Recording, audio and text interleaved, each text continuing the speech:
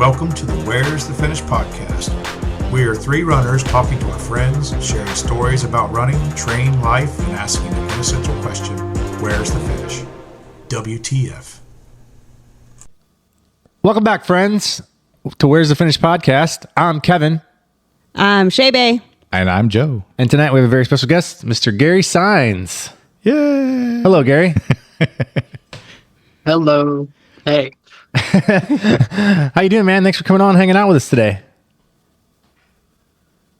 Yeah, I'm doing well. Trying to recover. But I'm happy to be here and talk about my journey. Yeah. We have a very long journey to talk about today, but we also have some other stuff to talk about too, like, who you are and some of your running history and things like that. So we're really excited again to have this podcast with you because, dude, the last year has been phenomenal for you. It's been so exciting since the moment I met you to see what you're doing. So just kind of, I actually met your parents first before I met you, and and we talked a little bit about you, of course. And the interesting thing is apparently you've been doing this game for a while. But you may have had a little bit of a break. So, and then you're kind of coming back, and this is kind of like a redemption year for you, is what I'm gathering. Does that sound about right? Yeah, so I've been a runner for about 10 years now. Used to do a lot of road racing, halves and fulls, but really wanted to get out of that game. So I ventured into the ultra world and absolutely fell in love, and got pretty good at it. Did my first 100-miler. But then kind of lost the love of running a few years ago. So in 2022, I just decided to stop running altogether. Just a lot of life changes were happening that kind of contributed to it, but also just wasn't feeling it anymore. Like lost your mojo. So I took about 2 years.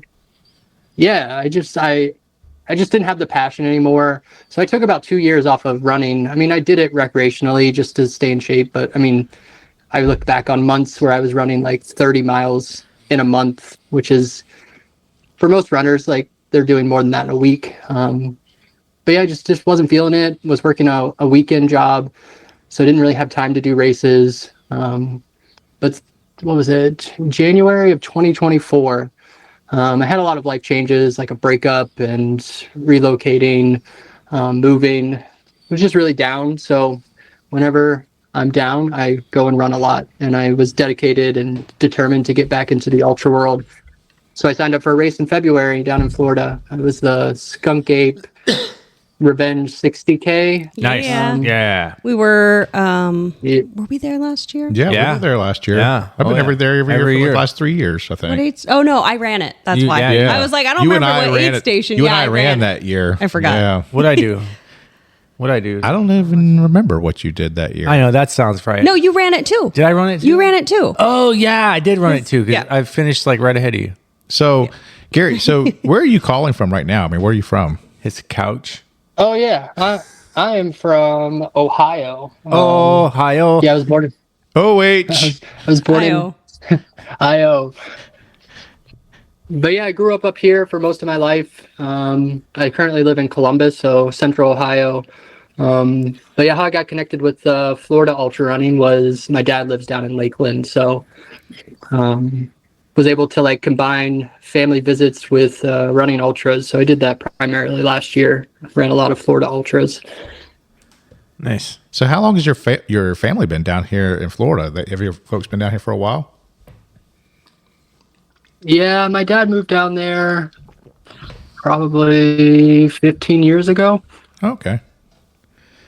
Well, it's nice that we had that tie because that's how we got to meet you, is through the races. I remember, last year, like I said, I met your parents first. We were out doing the Pinellas Trail Challenge, and I was crewing Shae and Kevin for that while they were out doing their running. And we got to the turnaround point and I met your parents down there at the brewery. They were just kind of setting up next to us, and we were sharing a shade tree, which was not a very big tree, and it was not a lot of shade, but it was what we had, and it was super hot that day, man. It was so hot. And so just got to sit and chat with your parents a little bit. and found out that they were there crewing you, and they weren't. I don't think they had a lot of experience at crewing or doing anything really with running, did they? Nope. Nope. He said nope. That was so they had crewed me at the Skunk Ape 60K, but with it being a shorter race, I didn't need as much assistance. Well, and then so you only see him. You only see him once, right? At the turnaround where you go back out. Yeah. Yeah, I think my dad had walked and met me at one of the aid stations, but yeah, it was a shorter race. But that Pinellas Trail Challenge, especially, I was in rough shape.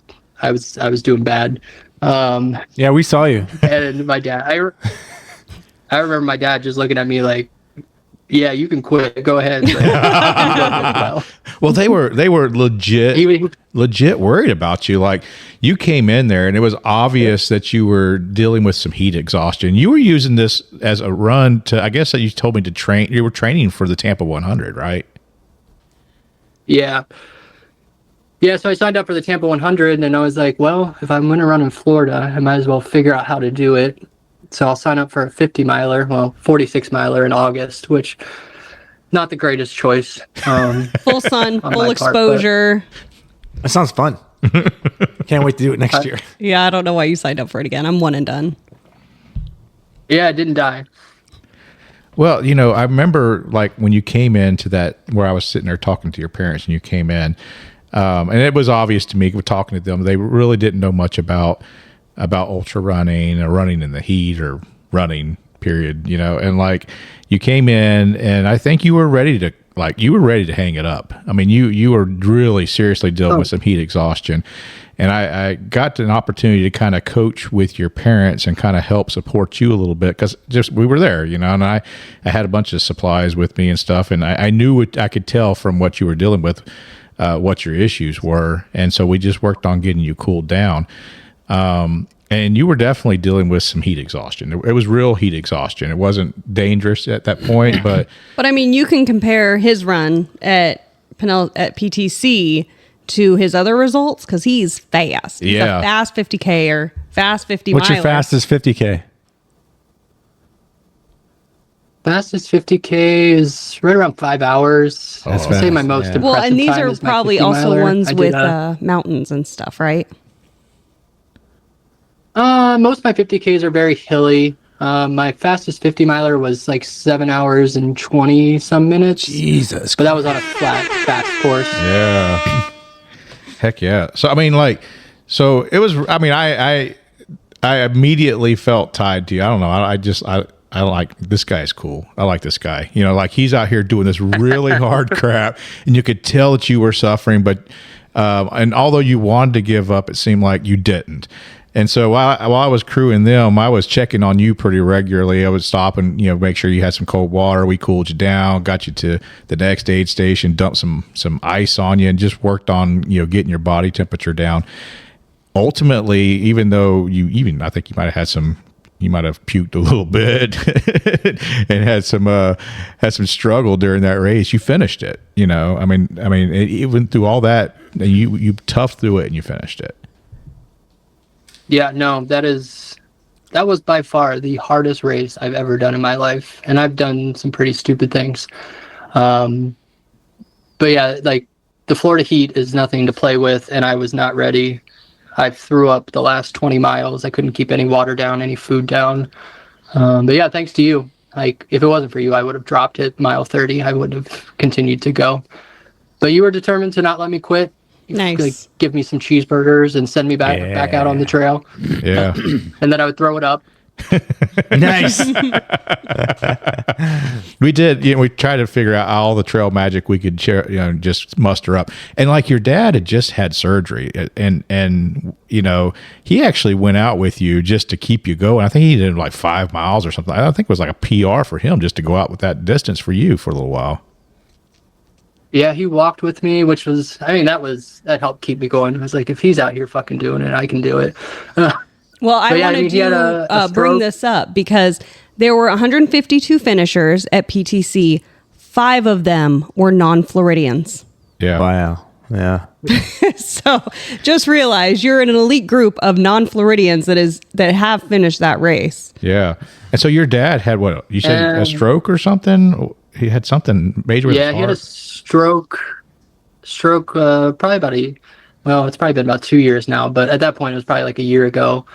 But yeah, I mean, he's been super supportive. He even I did long haul last year too, or earlier this year, and he came out and paced me through the night too. Nice. So yeah, he's been super supportive, and he's even started his own running journey. Hey, he's gonna do a half marathon. Heck yeah. That's awesome. I'm all excited about that too, because, his dad's, again, that's the first person I met of the family. And like he's, I think he signed up to do the Gasparilla half marathon. Yeah. Is that what it was he signed up to do? I think so, yeah. Yeah. So that's pretty exciting that, obviously this sport is contagious to the people that are around us, because we get so, especially as ultra runners, we put so many miles in. So it really, if you're going to spend any time around an ultra runner, you're probably either going to give up on them or you're going to just give in. Yep. Hello to you too.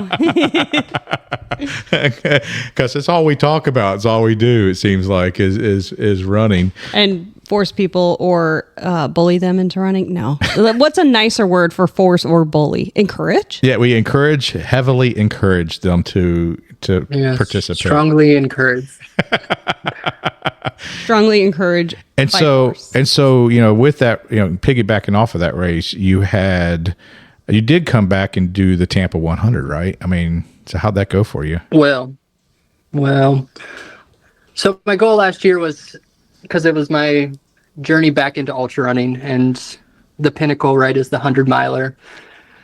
And I had done 2 before, so I was like, I want to get back to the 100-mile finish. That's my goal for the year. So I signed up for Tampa, and I also signed up for long haul, and I DNF'd both of them. But they were definitely learning journeys. Well, for the record, Tampa is a very difficult race. Yeah. A lot of navigation. That one was awful too. A lot of heat. I concur. Kevin wanted to quit about halfway into it. Did you do any like sauna training prior? No. I would just find the hottest part of an Ohio summer day and go run in that. But so it didn't really help. 70 degrees. I get hot in Ohio. No, we get up into the 90s, but it's not Florida. very frequent. Yeah, it's a different kind of heat down here. Yeah, the Florida sun is something else. The heat might be similar, but the intensity of the sun down there just drains you. Yeah. So, I mean, since you do most of your training, obviously you live in Ohio, so you do all your training in Ohio. What's training look like for you when you're running? I mean, what's your weekly running looking like? Not what it used to be. We'll say that. But I mean, I still get up there in the miles, so anywhere from 80 to 100. Like a peak week. Yeah, you had a good week this week. But I'm a nurse, so my schedule kind of is really all over the place. So my weekly mileage sometimes doesn't really reflect what it actually is. Because you do those crazy 12-hour shifts or what have you? Yeah, I do 12-hour shifts, but like sometimes my weekends are Tuesday, Wednesday, so I'm doing my long runs in the middle of the week, and then sometimes I have to backload the end of the week and then the beginning of the next week to get my double long runs in. So Strava doesn't really reflect what I'm actually doing sometimes. But now, do you have a significant other, kids or anything like that up there in Ohio with you? No significant other, but I do have a daughter, but she lives up in the Cleveland area now with her mom. So really, it's just me and my dog most times.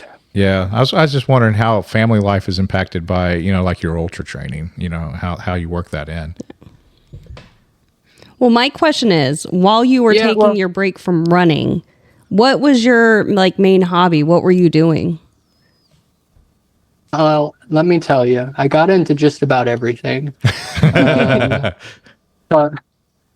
Because I spent so much time running, and that was my life for so long, and I just was trying to fill it with anything. I got into gardening. I got aquariums now, so I'm keeping aquariums and taking care of those, meat? And house plants. You do any meat smoking? Played a lot of video games. No meat smoking? I haven't started smoking No, meat he's yet. not. He's not too. middle. He's not middle aged. He's not middle yet. aged. That's No a World middle War aged II hobby. history? That's a middle aged hobby. He's still a youngin'. Oh, okay. We'll get there. Oh, so what kind of so aquariums? I used to keep aquariums. I love. Do you keep freshwater or saltwater? Yeah, I just do freshwater. I haven't. Now that I'm back to running, I haven't really wanted to get too far into it. So what you got? What kind they're of still fishies? here. What was that? What kind of fishies do you have?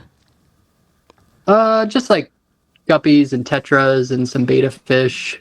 At one point, I had like 5 tanks though, so Ooh. similar to my running, I get really addicted to whatever I'm doing. He's got a Goliath grouper. Did you do any competitive gardening? You said you were into gardening. competitive gardening? Did you do competitive gardening? I did competitive gardening. Oh, that's true. I was a No, competitive but- gardener.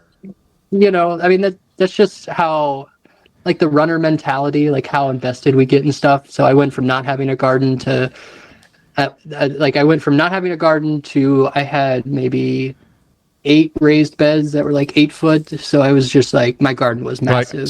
I was into. I don't know what I'm doing. I was into the giant vegetable scene. I grew giant pumpkins, and Joe. and Ohio is known for it. Joe, let me see your zucchini. Come on, Joe. But for I don't Kevin. have space for that. I live in the city. You don't need a lot of space. 500 square feet of garden. That's all you need to grow a 1,000-pound pumpkin. You can do it. Sounds like So fun. much work. That's so much work. I mean, you got to get the air pump and pump the pumpkin up every single day. Yeah. That's just so much arm strength, Joe. Yeah, I know. So That's how you think Joe got so big. just Pumping the pumpkins up. pumpkins. I'm a pumpkin pumper. Pumpkin, pump it up. You gotta pump it up. Pump up the jam. I love the Ohio area, and it's a pretty up there. We lived in West Virginia for about 5 years, and it's nice up that way. You follow football? You like the Ohio State? The Ohio State University, of course. Yeah. How close are you to the corn statues? Those are up in Dublin, so probably about 20-minute drive. Yeah, I love those corn statues. Go blue. Heck yeah. Well, so Michigan thing. so you did. I mean, you really came into ultra like big this year, though. I mean, you definitely made a rebound into what drove you to kind of get back into it. What was the big pusher for you to kind of pursue ultra again? Well, I think like the life changes really drove my motivation.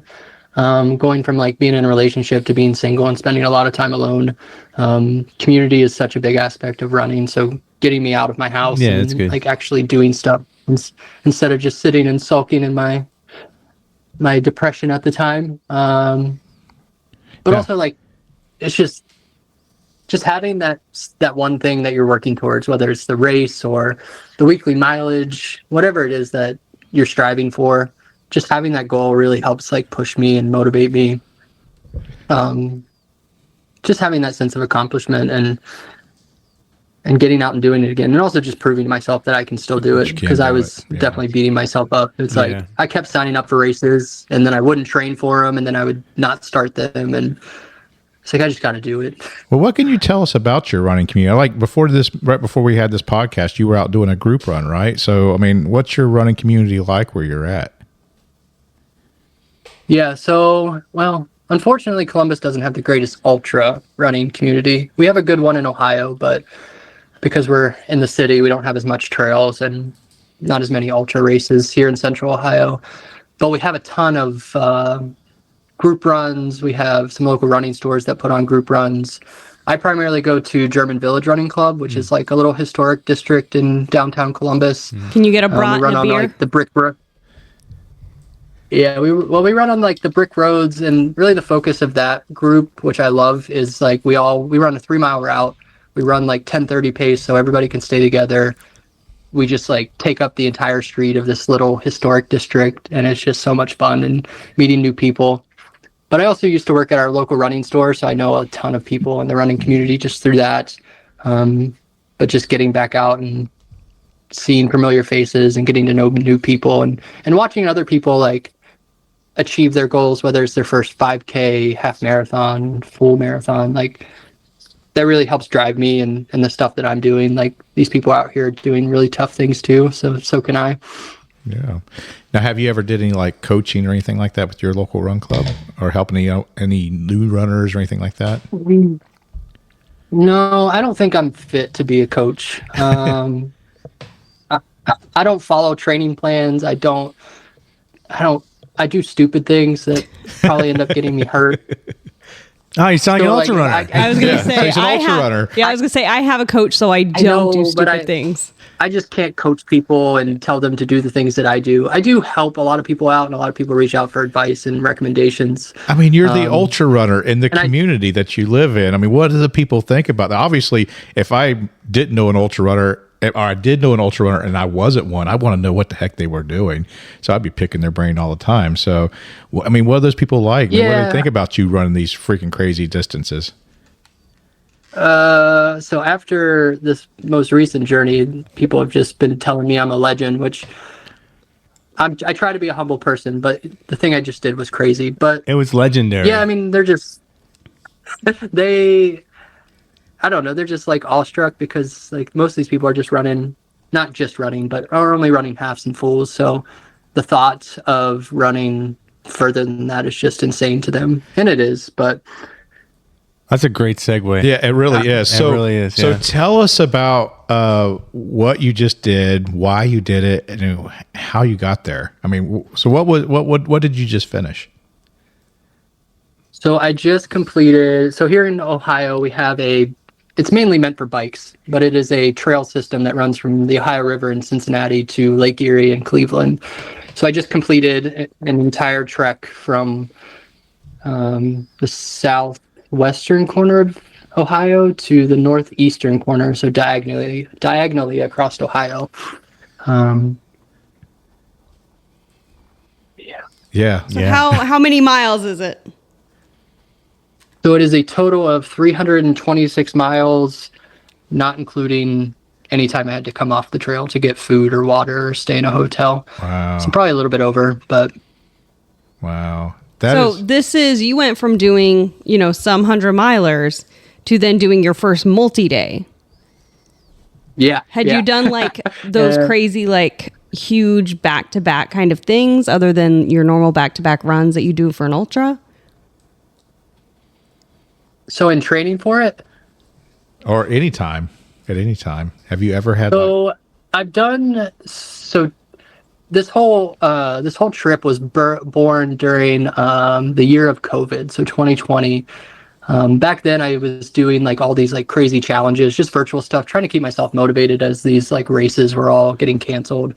I did a virtual challenge called the Hell is Real Challenge, which is the distance from the Columbus Crew Stadium, our professional soccer team, to the Cincinnati professional soccer team and back, which is a total of like 211 miles. But I saw that challenge. I was like, wonder how fast I could do it. And I like picked some people's brains, and one of them told me, "Is like, if you do that in a week, you're gonna get hurt." So I was like, "Okay, I'm doing it in a week." So I ran a 200-mile week back in 2020, but that's the closest thing that I've ever done to anything like this. But yeah, I was doing like 26 miles a day during that challenge. Wow. But I saw another virtual challenge called the Old Lincoln Highway. So it was a virtual challenge of running the distance across this old historic highway that goes from the eastern side to the western side of the state. And I was like, I could probably do that in real life. So that's where the idea was born. But then like got out of running. Also, like fear and self-doubt stopped me from ever attempting to do something this crazy. But then that idea turned into the Ohio to Erie because just for safety reasons. Yeah, nobody wants to run Highway 6. Nobody wants to run Highway 6. So for safety reasons, I added an additional 80 miles to that original adventure and stayed on the bike path for most of it. Wow. Now, to your knowledge, has anyone ever done that before? Yeah, so it's not well documented. So in researching, I've found a few people that have done it, mainly hikers. So they're definitely not going as far as I was every single day. But I met a guy who did it in 12 days. But it's something that is very, like, in some of the ultra runners that I know, like every single one of them I talk to is like, I want to do that someday. So there are people that want to do it. So it's safe to say then that you currently hold the Across Ohio. Well, I'm FKT. looking on fastestknowntime.com, and you are the person that is there. The Ohio to Erie Trail, 323 miles. Yeah. Yep. And you hold the FKT. So you hold the FKT for running across the state of Ohio. So officially, as of this morning, I hold the FKT for the Ohio to Erie Trail. Heck yeah, man. That's exciting. Wow. Yeah, it's cool to yeah. say. It's cool. That is really cool to say. Yeah. Man, that just gives me the warm fuzzies thinking about it. Yeah. We know the Ohio FKT runner. So here's the question. So it does have you listed as supported. What kind of support did you have along the way? Because from what I heard, there was a stroller involved as well. So you are pretty much unsupported, but you had some guest appearances, is what I think. Yeah, so if you know anything about FKTs, if you have anybody at any point come out and offer any sort of support, it goes from self-supported or unsupported to supported. So it was originally supposed to be a self-supported attempt, so I wasn't going to have anybody come run with me. But the longer that the days went on, I was getting so much support and people wanting to come out and run with me, and I just threw the self-supported attempt to the wind, because I was like, this journey is so cool, and it would be selfish of me not to share that experience with other people and get other people out here. I was also really lonely, to be honest, and I welcomed any support that came out. So yes, in itself, the trip was definitely in spirit, it was a self-supported attempt, but because some people came out and ran with me and brought me energy drinks and peanut butter and jelly sandwiches, it's a supported attempt. But yeah, I mean, I pushed a stroller the entire way. Oh, I wasn't sure that you were. I didn't really realize you were going to do it unsupported. I mean, because you and I talked about it for a while. Because you knew about me doing the Across Florida 200, I guess, and so we talked a little bit about maybe possibly coming up and helping you do this. But then you did make the decision to do an unsupported run. So a stroller, man. Stroller running. That's a tough thing to do. I mean, what put that mind in your head to do a stroller run? You guys know of Ricky Gates? Oh, San Francisco. His good ESS. Yeah. That's what I know. Ricky Gates has a book. Ricky Gates has a book called Cross Country, about his journey of running across the United States. And I loved the idea and the mindset behind his journey. It was just I'm going out and I'm going to find myself. I'm going to explore this place that I've always called home. And he had multiple different strollers along his route. But on the front of the book, it's just a picture of him running through a desert with a stroller. And I was like, that's so fucking cool. Yeah. And the more I thought about the trip and what I wanted it to be, that's where the idea of the self-supported attempt came up, because I wanted it to be about in the world that we live in currently, it's really easy just to get disconnected from ourselves and not spend we spend every day with ourselves, but we don't really know ourselves sometimes just because of everything that's happening around us. And I really wanted to disconnect, be out there, spend a lot of time just with myself and with my thoughts, and really just reconnect with who I am and learn as much as I can about myself throughout the journey. Well, and then also that length of journey, that changes you too. A journey run changes you. And I don't know if it's hit you yet, because I have done several multi-days, and you should also do Vol State and HOTS and those kind of things. But you, it just hits you. And I don't know, for me, it took a week before the impact really hit me of how insane it was. So. Yeah. No, the more I talk to people, and I think as I go back to work and stuff, it's going to set in. Right now, I'm in a phase of really sad that it's over. Yeah. You spend so long preparing, and you spend so long on the trail and pushing towards that goal. And then one day it's done. It's over. There's nothing. So it's really tough, coping with that. especially I still have a few days off of work, so I've just been kind of rotting on my couch. Well, the most important things are to why eat and to sleep. Yeah. But you know, Yeah, I've heard my appetite is finally. I've heard it common though that people will sometimes have a moment of depression after finishing a really big goal like that. I did that at Tampa. Yeah. I was like, I didn't want to finish Tampa because I was like in the middle of the run. I was like, I don't want to be done. Yeah. Even though I said I wanted to quit and wanted to be done. Yeah. So how do you cope with that? You know, I mean, how have you guys coped with dealing with post sign up for more races? So I was gonna say post race blues. Sign up for another race. Yeah. But then you also go through this like, well, I did it. Now what? Yeah. Like that's the big thing of like, well, now what? I've done this thing. It's behind me. And so it's like, well, do you go bigger? What do you even do? Yeah. Well, that's a good question. You pick up gardening. You can grow big pumpkins in Ohio. I'm just saying. Yeah. I have some seeds left in my freezer. Joe is really pushing these Joe pumpkins. really wants you to grow his pumpkin. Yeah, I can send you some seeds. He'd probably like bake them in the oven, man. eat some pumpkin seeds. These seeds are too expensive to eat. Oh, okay. They're a couple bucks a piece. Oh my. Yeah. So, can you kind of just briefly walk us through what the day-to-day was like from the beginning to the end of your race? Yeah. So being self-supported was tough and a challenge because it's not like I didn't have a crew with me, even though it's technically a supported attempt. Like I'm in charge of everything. I got to figure out where I'm sleeping tonight. Got to make sure all my gear is good. Where am I eating breakfast? So like every morning I would wake up and like just spend the first couple hours walking on the trail, like figuring out logistics. How far am I going today? Where am I going to stop for food and water? Where am I sleeping tonight? I got to book a hotel room or find a campsite to stay at.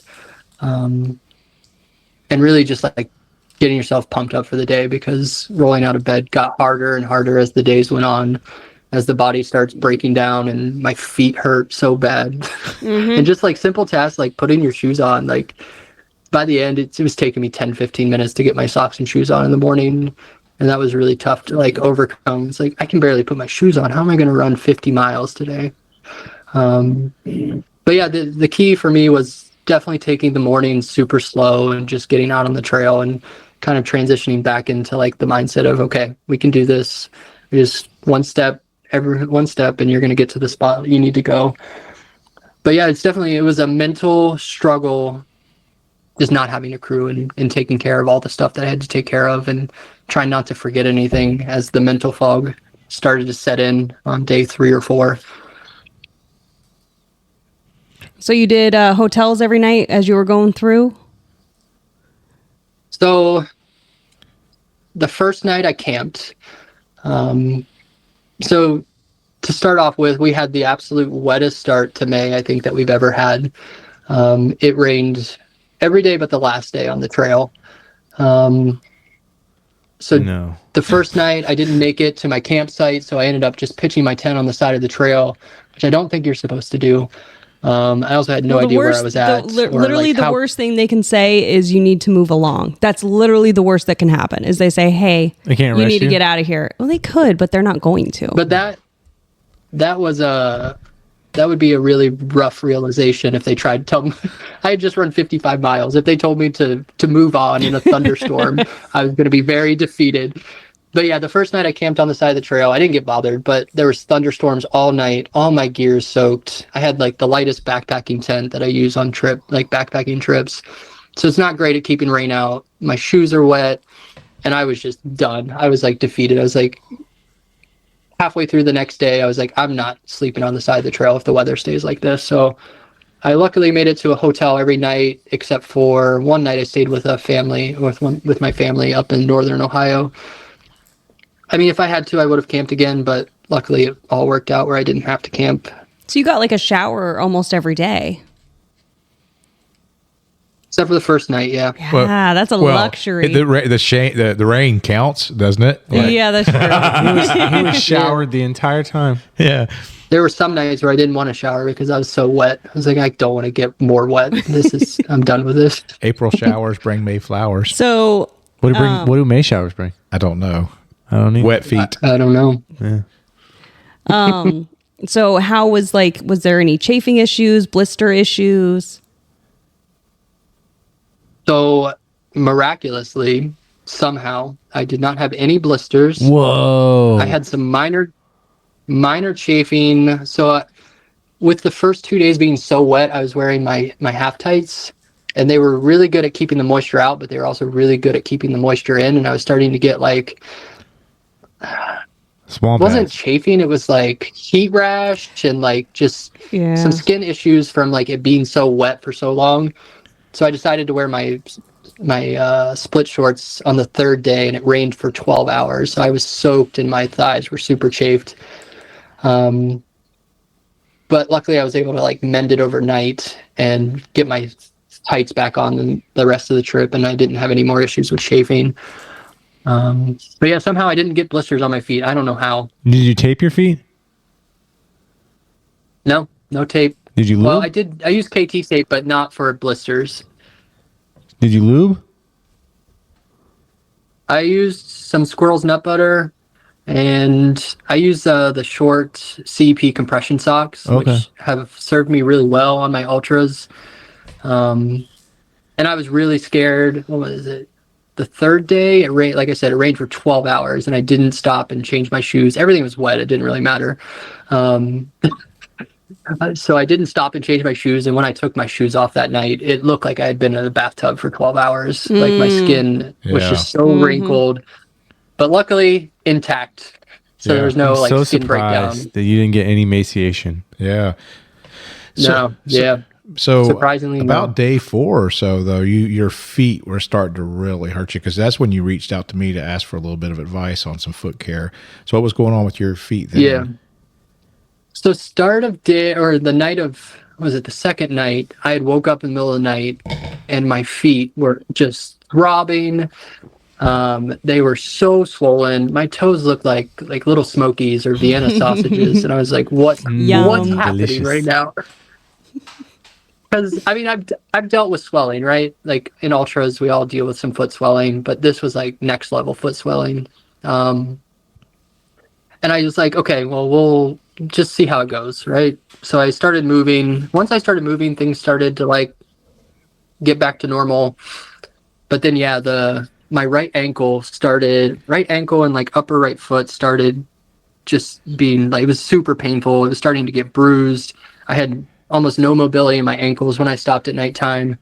Honestly, I don't know what exactly happened. It was just all the pounding, because it was all concrete. I was going to say, we both looked at each other and we're like, I know exactly what that is. I actually have I still have kind of a little bump on the front of my ankle from a couple of those multi-day kind of things on my left ankle, and it's just not going away. It's just there. I have it too. I get that same problem when I was crewing Shae for Cross Florida 200. The same thing happened to me. I had really bad flexor tendonitis, and it bruised up, and it was swollen really bad. I could barely move my ankle. So I feel for you on that one for sure. But yeah, I mean, I had the compression socks. I also had some longer compression socks, so just cycling through those. I KT taped them. I was hoping to not take ibuprofen, but it was so bad that I started taking ibuprofen and was just kind of risking the side effects of that, along with the endurance, like the running that I was doing. And it felt better to move, so that was a positive. So whenever I'd get out and start running and walking, it felt better than when I was sleeping at the hotel. Did you have like the weird leg twitches, like the uncontrollable twitches in your legs from the exertion? No, I lost feeling in my feet a lot. No, I'm still dealing with some like numbness. So Christmas toast. Yeah, so we've recently talked to Charlie Poblins, and he shared with us the name of Christmas toes. And I've had it before. I think Kevin's had it before. And basically what Christmas toes is that you don't regain the feeling in your feet and your toes until Christmas. Well, it's a long way to Christmas, I guess.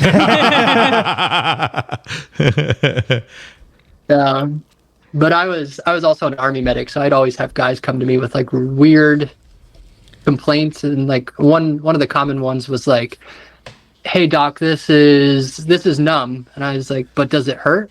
And they're like, "No." I was like, "Then don't worry about it. It doesn't matter." If it ain't hurt, don't worry about it.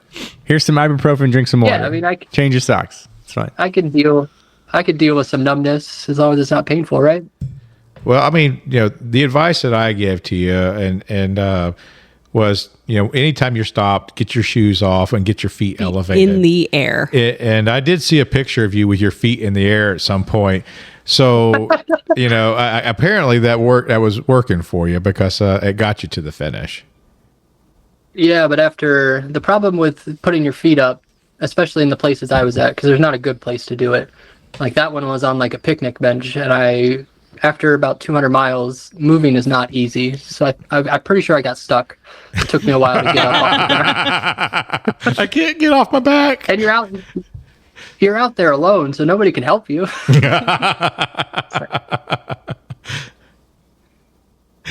Well, and how many? So you were doing like 50 miles a day. What was how many hours were you out there? Yeah, so I was doing anywhere from 40 to my longest day was 60. My shortest day was 35 because I decided to take a short day one day. But I was traveling about 4 miles an hour, 4.5, 5, depending on hills and stuff. Very nice. But every day I was out there for at least 10 hours. That's great. So towards the end of it, you're coming towards the finish, and you come over that hill and you see that first skyline of the finish. How'd that feel when you knew you were closing in? You have no idea how good it felt. But yeah, just kind of recapping the end of it. So around 20 miles left, I had some local trail runners from up north. We have a really big trail running community up north near the national park. These guys found me on the trail. I was struggling. I could barely move. I was walking, and I was able, as soon as they got there, I was able to run. They took me 4 or 5 miles up the trail, and then I looked at my watch and I had the GPS pulled up, and it's 15 miles to the end, and I was just like, it's go time. We're doing this thing. What's the worst that's going to happen? I'm going to be sore tomorrow. I came into Cleveland hot. We'll say that. I was not moving as fast. I wasn't moving super fast, but but it felt like you were moving fast. No, dude, you were moving fast because I had been watching the blue dot all week long and had seen, the progression of your run. But towards that last 20 miles, that progression seemed to move a lot faster. That dot was freaking hauling butt from my standpoint. You were really moving. I felt like I was cooking, and I was having to text people because I had people meeting me at the finish. I was like, we're coming in hot. Be ready. Get there sooner. Nice. But that experience through Cleveland was just magical. I had my music blaring. I was running through all these metro parks that has full of people, and they're all like telling me to go. They have no idea what I'm doing, but they're all pumped up too because I put on stadium jams playlists, pump up music. So it's I don't know, the White Stripes, Sandstorm, just a bunch of pump up tracks, and I was just getting. I was having so much fun. And I think I posted an update at the end, just this is so cool. And yeah, I came up over that hill, saw the skyline, and I was like, we're here. And I think I had 7 miles left at that point. And then my sister and her wife biked in and met me from the park that I finished at. And they rode along. Well, her wife rode along and was giving me updates. She kind of took the relief of directions, things like that off my table, which was super helpful. And then my sister, she's not good at riding a bike. So she would leave me. It was kind of like a game at that point. She would leave me on the downhills and she would just take off. But then whenever we got to an uphill, I would see her and I'd be like, all right, it's time to catch her. So I was just trying to catch my sister the entire time. I'm running into the beach.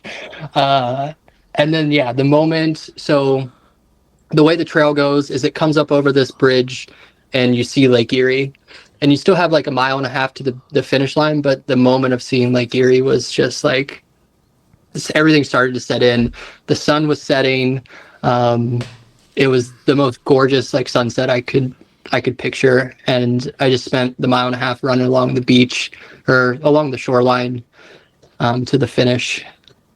And it was just amazing. And then my daughter ran with me, which never happens. So she ran with me for a bit. We went to the official finish of the trail. And then right there at the park, there's a beach. So I pushed my stroller down the beach with my daughter and pushed it right into Lake Erie and just sat down. I never saw it again. And watched, it had his daughter in it, Shae. Jeez. Push the stroller into the water. That's amazing. Like, so your dad and I were texting at that point. He's like, yeah, I think my granddaughter's going to go out there and live stream, which I didn't have. I didn't have her on my social media, so I didn't have no way to get to the live stream to see the finish myself. But he was then sending me screenshots and stuff. And then I started seeing pictures rolling in from the finish. Man, what a beautiful finish. The scenery, the lake, the sun going down. It was just perfect. Yeah. And then earlier in the day, like I started that day at 5 and I had 61 miles to the finish. And I was like, okay, 4 miles an hour. I can get there by sunset. And then I got onto the trail. It was flooded. I couldn't move. I was tired. And I was like, I'm going to miss sunset. So I just started like beating myself up and I was like crying and just down on myself. And eventually like picked myself up. But if I would have gone any faster, I would have missed that entire experience. And it couldn't have like been planned better than what actually happened, which was just amazing. Well, I'm going to tell you what, dude.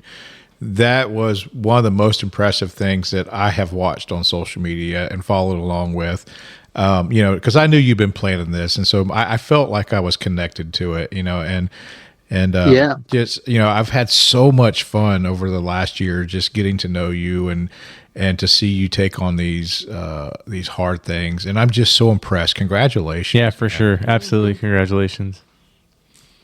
Thank you. Then who all was at the finish for you? Was it a big old party or was it a little anticlimactic? No, I didn't. Well, I'm not a big people person, so I didn't want there to be too many people. But my sister and her wife, my daughter and her mom, and then my best friend from high school was up there. So exactly who I wanted to be there. I mean, some more family would have been fine. They would have been welcome, but I didn't need much at the end of that journey. I just needed the lake. There you go. That would have been just as memorable. But being able to have my daughter watch that too, just like was really special. Like it was a tough thing, and like if she can see me go through something like this, hopefully that helps her at some point in her life when she has to go through a tough challenge, whatever that is. So how old is your daughter? She's 17. Oh, okay. Oh, Yeah, she's old. She's very social media savvy then. Of course, she directed the live stream. Yeah. Well, that's obviously a very inspiring moment for her too, hopefully. Yeah, I mean, to be able to do something that your kids are going to remember, I mean, you really set the example for her, for sure, on how to do hard things in life. She'll appreciate it. She will. She will appreciate it for sure. Yeah, it was nice. Like she got really into it and she was like telling her friends and her teachers and stuff about it. And she was calling me every night. And first couple of nights, I mean, obviously most ultra runners, when we're out doing hard things, we're pretty pessimistic and like easy to get down on ourselves. And she would be like, you're doing like this really hard thing. And I was like, but I haven't done anything yet. I haven't finished or like halfway through it. I got to mile like 140 one night, and that was where my stop was. And she's like, "You're halfway done." I'm like, "Oh no, I'm not halfway done. I'm so far from halfway done. 11 miles till halfway done."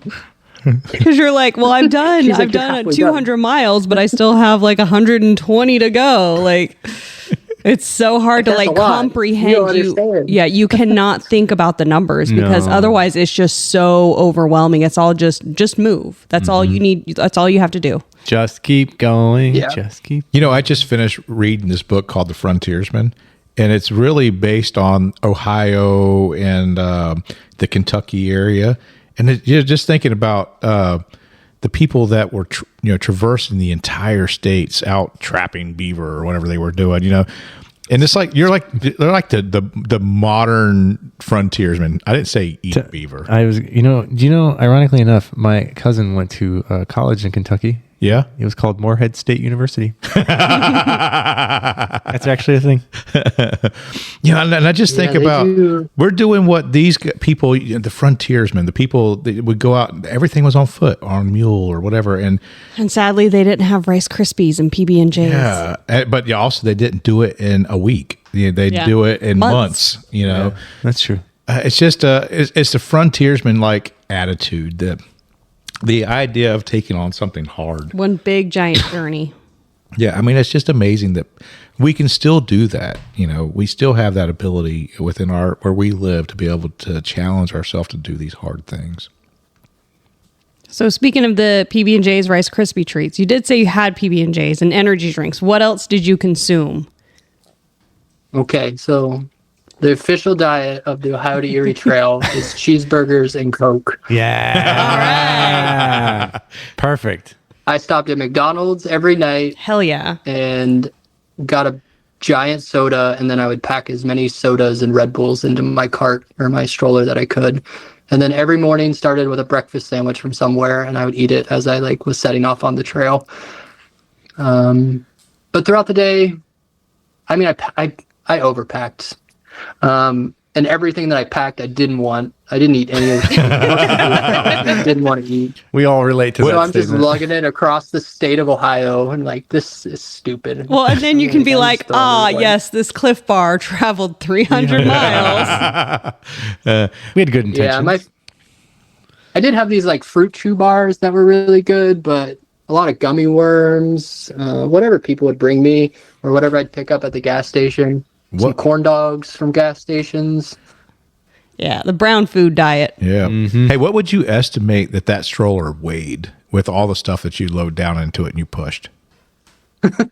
Probably 60 or 70 pounds. I had to pick it up at one point. There was a trail closure and they didn't tell me how to get around it. And I was between a canal and some woods. So I had nowhere to go. The only way to go was back. And I was I'm not going back. So and they had staked the sign into the ground so you couldn't get around it, I could get around it, but my stroller couldn't get around it. So I had to pick the stroller, and this was mile 275. I had to pick the stroller up off the ground over the fence, and I was this is awful. This is the worst thing ever. So did you run into any issues in that section then? I mean, they had it closed for a reason. So did you was it washed out or something? It looked like it was a bridge that they were repairing, but it looked like maybe some sort of runoff because there wasn't actually water under the bridge. It was along the canal system that runs. We have the old historic canal system that runs down through there with a trail all the way along it. So maybe some sort of runoff or something. I don't know. But I was able to get by without getting wet. So that was nice. It was just it's made it so nobody could get through the signs. So I imagine have you ever ran with a stroller before? Was this the first time you'd done it? No, I bought this stroller off Facebook Marketplace a couple months ago. Because I'm just imagining, normally you're running and you're used to running, your arms are swinging, but now you're holding on to a stroller and you're having to push that thing, and your arms are not at a natural angle for running. You're maybe elevated a little bit. How did your back and your shoulders and stuff feel? Your arms feel, pushing this 70-pound stroller down the road for 300 miles. They honestly, I think my legs hurt so bad that my arms, they didn't really bother me too much. One pain, but I definitely learned the other. I learned how to run with a stroller. There was maybe 6 or 7 different running techniques with a stroller. That I've figured out. And then sometimes you just put your arms down on the top of it and you just got the lean and you're just walking. There was one point where I leaned a little too hard and the front wheel flew off the ground and almost ate shit. Towards the end of the thing, I remember asking you about that stroller. You're I just wanted to throw that stroller into the woods. Where's that thing at now? Oh, it's in my spare bedroom. Oh, so you did not ditch it into the woods. No, it didn't stay in Lake Erie either. But it'll hang out until the next adventure, or if I have any running friends that want to try something similar, I'll give it to them for free. But I grew to I ended up like having a relationship with this stroller. Like, as much as I hated it, I also loved it. And like, I had people come out and help me, so they pushed the stroller for a little bit. And I was like, I don't want them to push my stroller. Like, that's my stroller. I want to push it. Get your hands off my stroller, you whore. Gary, what'd you name your stroller? Yeah. What'd you name your stroller, Gary? But yeah, I didn't. Well, it's a Bob stroller, so it's always been referred to as Bob. Like, during my training runs leading up to it.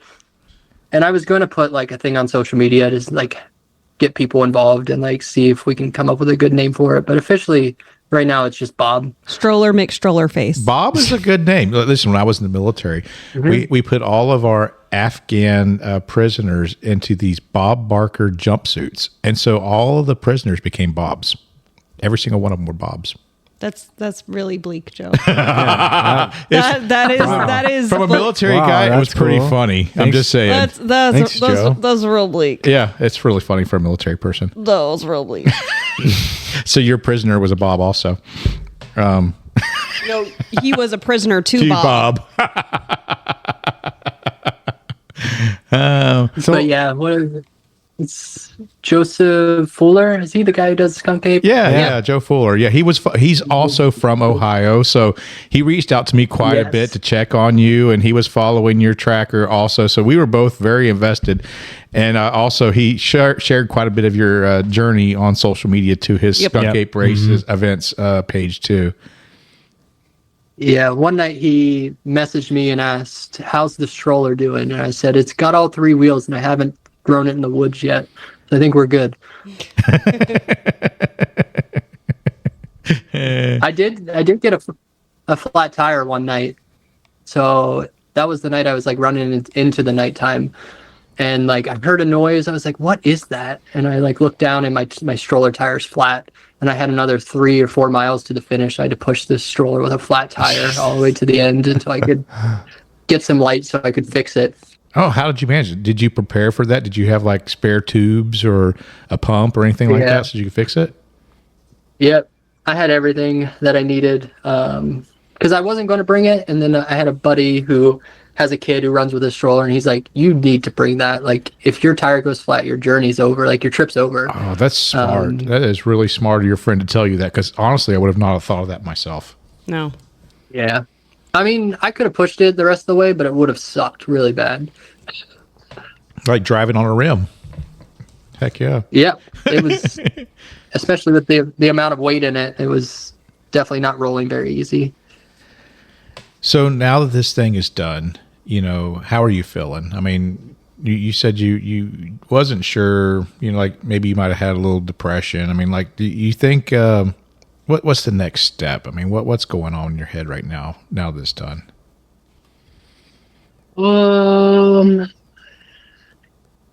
There's been a couple of things. It's, just kind of like upset and down that it's over and I don't have that goal to work towards anymore, but also in typical ultra runner fashion, just like looking up what's the next thing, right? So I've already like started looking, do I do it again and like go completely self-supported? I started looking how far it is to run across my neighboring states. Indiana seems to be pretty small, so maybe doing something like that. But now we're talking my language.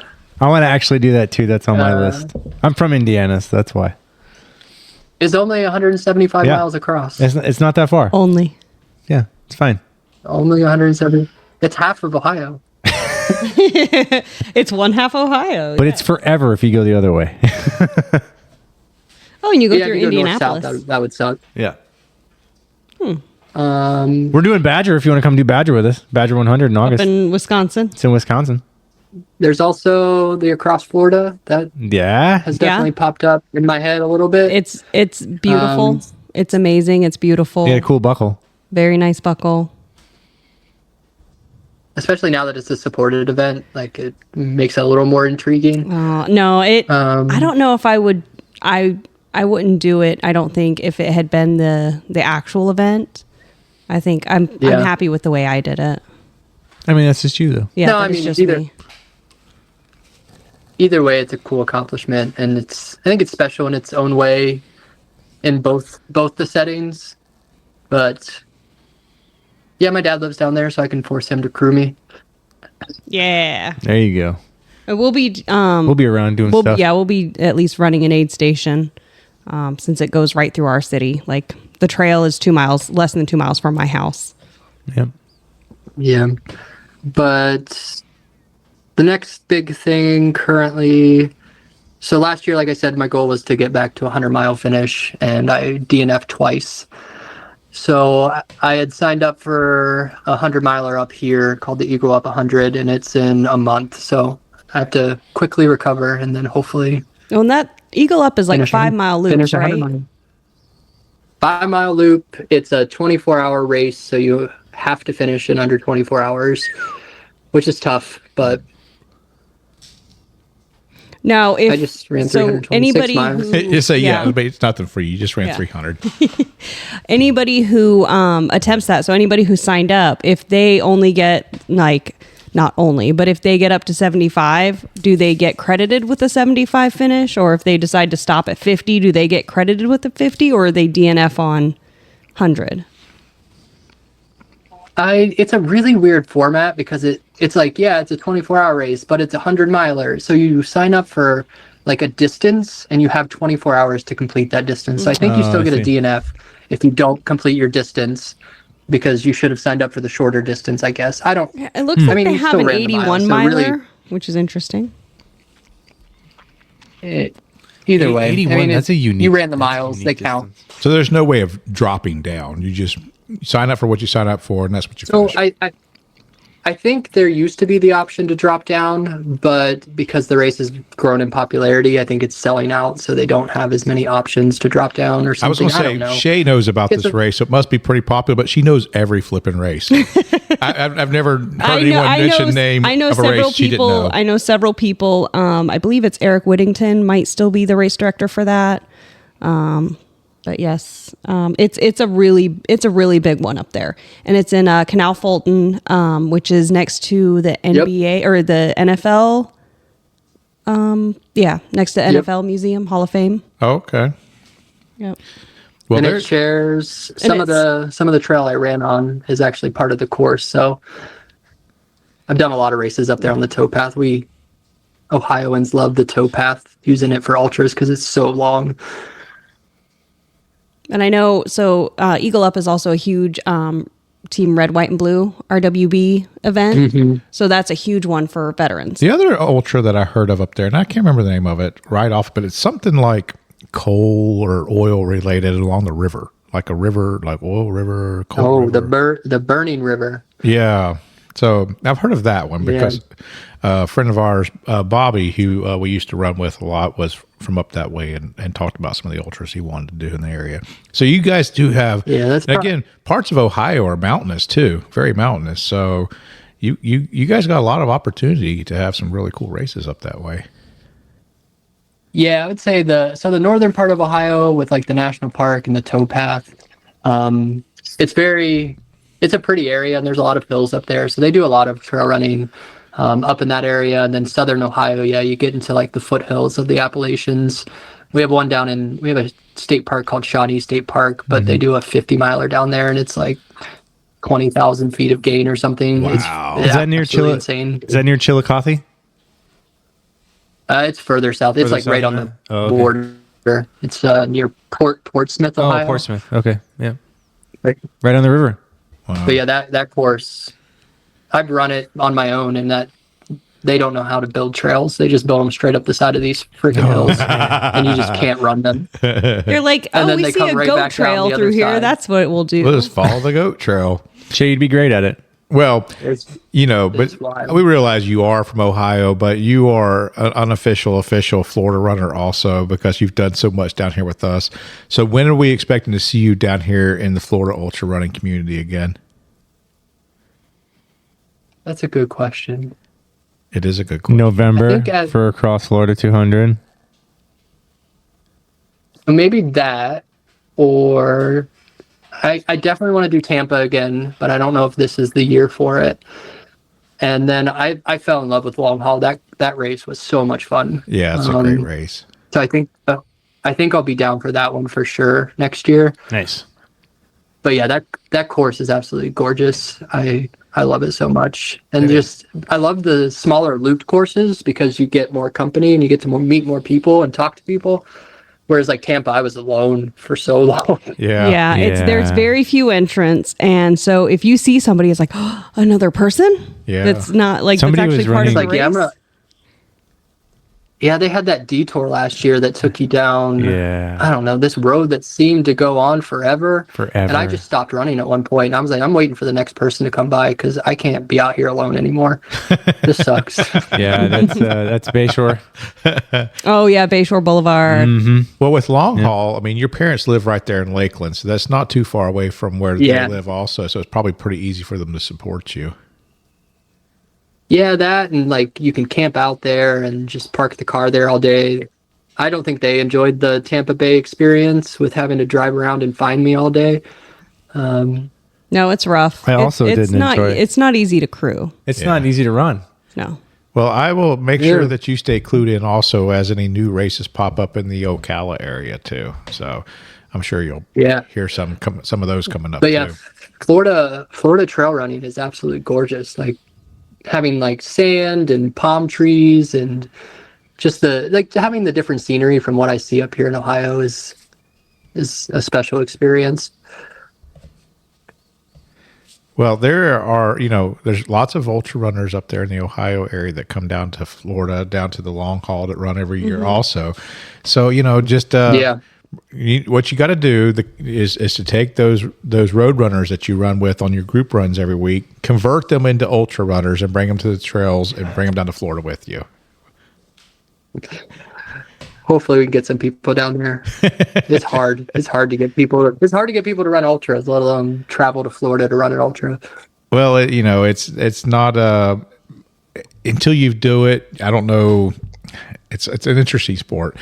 I mean, like, I don't know that people realize they can do it until they do it. And breaking people in once they figure it out, that I think a 50K is easier than a marathon. Yeah, I was 100%. So I was talking to our social media guy at work, and he basically asked me, like, we were just talking about running and stuff, and he basically asked, like, hey, when Badwater gets closer, can I do like a feature on you so we can have something positive?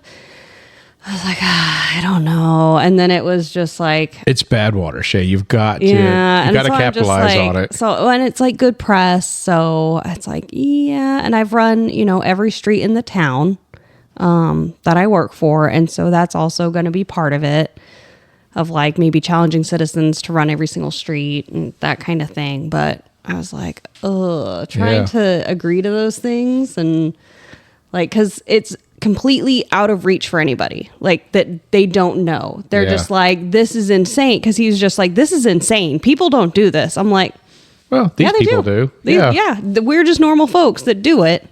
And so then you just convince other normal folks to do things. Cause then they see you being weird and normal, not weird and normal, but like going to work and having a life, and you're still doing these crazy distances. Well, there's, that's one of the things that we've done here is we've just built the ultra running community around what we're doing.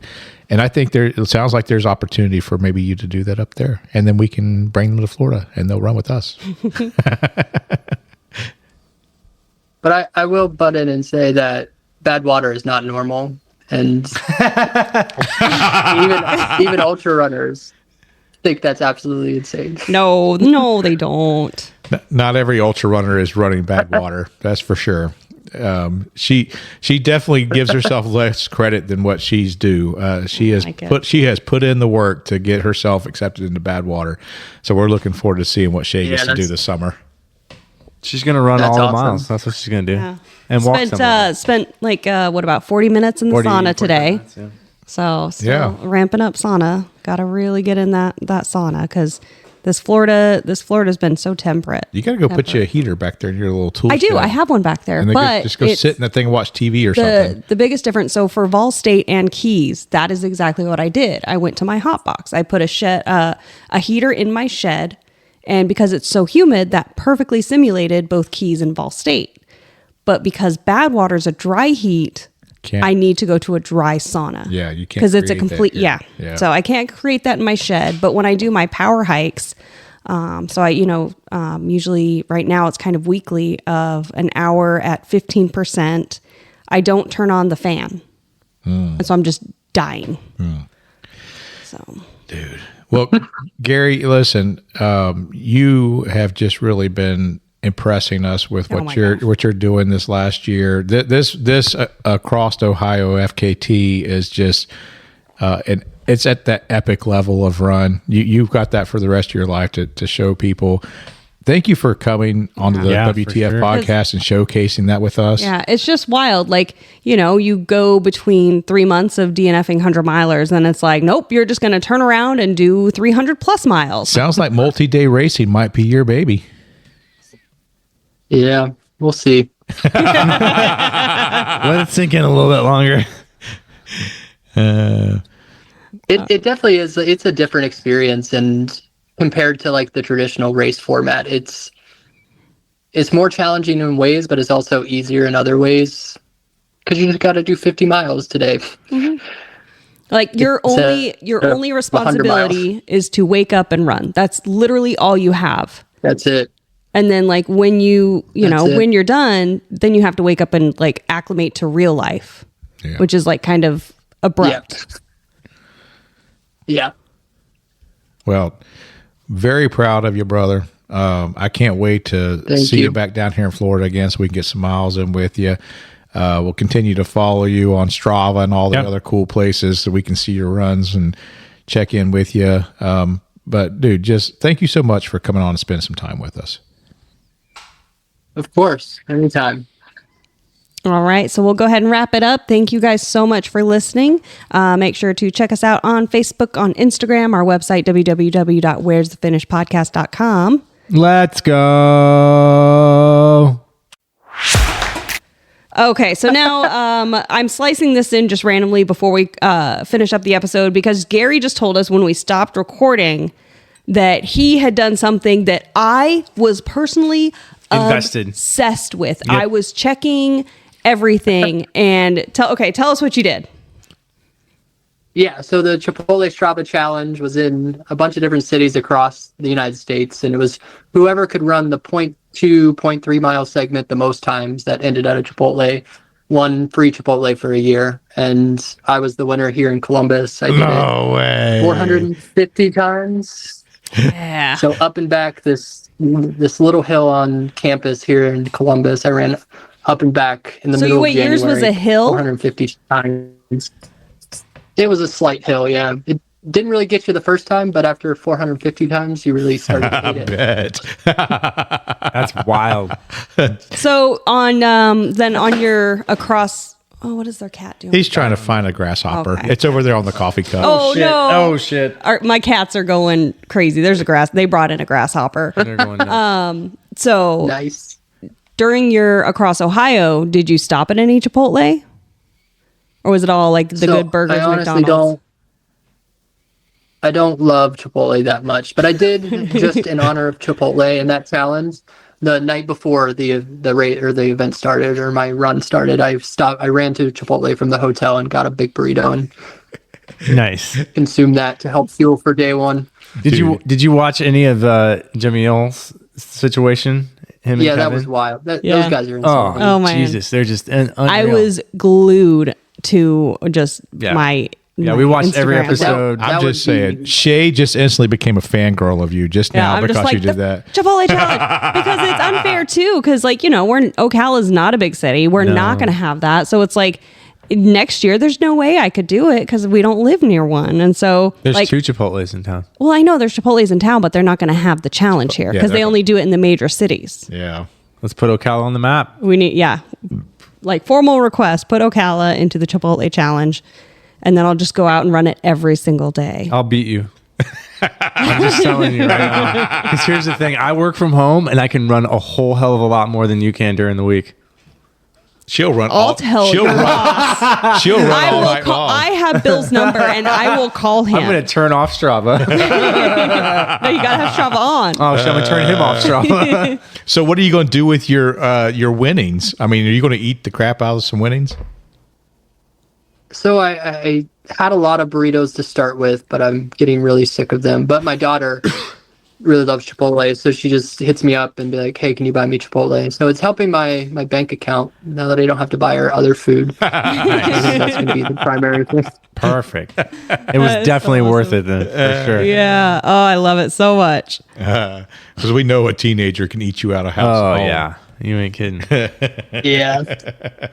That's wild, man. Your cat's going to jump up there onto the coffee cup. There's a grasshopper sitting on the coffee cup right there. Yeah. The bottom one on the left. You see it? It's sitting on the black coffee cup. Yep, I do. Oh, there. Ah! Oh, it's right next to your head. Shit. There it goes. Okay, we're being attacked by a grasshopper, and Joey's going insane. All right, brother. Hey, man, thank you so much for coming on. It was a good time talking to you. Yeah, of course. All right, All right, see ya. man. Have a good night. Bye.